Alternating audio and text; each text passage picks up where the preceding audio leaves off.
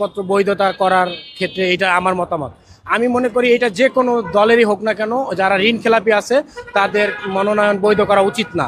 কারণ এরা দেশের শত্রু, জনগণের শত্রু। কারণ এরা অলরেডি আমাদের কোটি কোটি টাকা তারা হাতে নিছে এবং সরকারের এবং জনগণের সে টাকাগুলো তারা দিচ্ছে না। তারপরও তারা যদি ধরেন নির্বাচিত হয়ে আসে, এমপি হয়, সেক্ষেত্রে তো এই টাকা দিবেই না, বরঞ্চ আরও কিভাবে লুট করা যায় সেটাই তারা করবে। তো এই জন্য আমি যাকেই ভোট দেই না কেন, আমি সাধারণ জনগণ হিসাবে বলবো কোনো ঋণ খেলাপিকে মনোনয়ন বৈধ রাখা বা এমপি নমিনেশন দেওয়া উচিত না।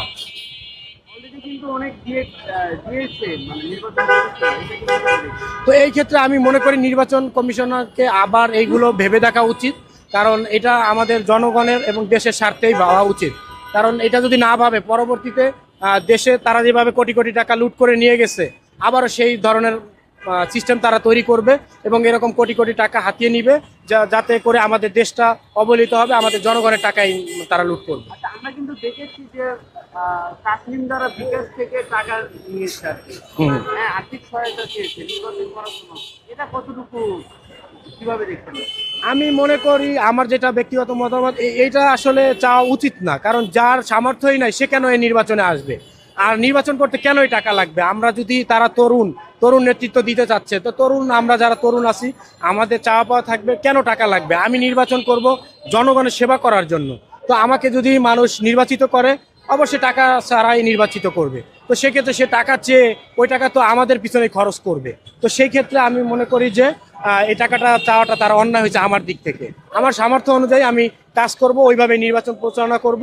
যদি আমি জিততে পারি, জিতবো, জনগণ ভোট দিলে আমি এমপি হব, না হলে না। আগামী জাতীয় নির্বাচন কতটুকু সুষ্ঠু নিরপেক্ষ হবে বলে মনে করেন? এখন পর্যন্ত যতটুকু দেখতেছি, আশা করি আলহামদুলিল্লাহ আগামী জাতীয় সংসদ নির্বাচন সুষ্ঠু হবে। আর সুষ্ঠু হওয়াটাই জরুরি। আর তার থেকেও বিশেষভাবে জরুরি আমাদের বাংলাদেশে একটি নির্বাচিত সরকার দরকার। কারণ নির্বাচিত সরকার না আসলে দেশে স্টেবিলিটি আসবে না, কর্মসংস্থান সৃষ্টি হবে না। ধরেন আপনার দেশটা দেখেন এখন খুবই সংকটের মধ্যে আছে, বেকারত্ব সমস্যা, অর্থনৈতিক, ওভারঅল সেক্টরে।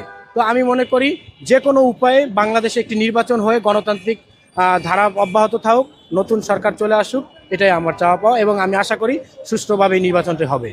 আচ্ছা, 5 আগস্টে যেই অস্ত্রগুলো লুটপাট হয়েছে, এখনো কিন্তু অস্ত্রগুলো উদ্ধার হয়নি।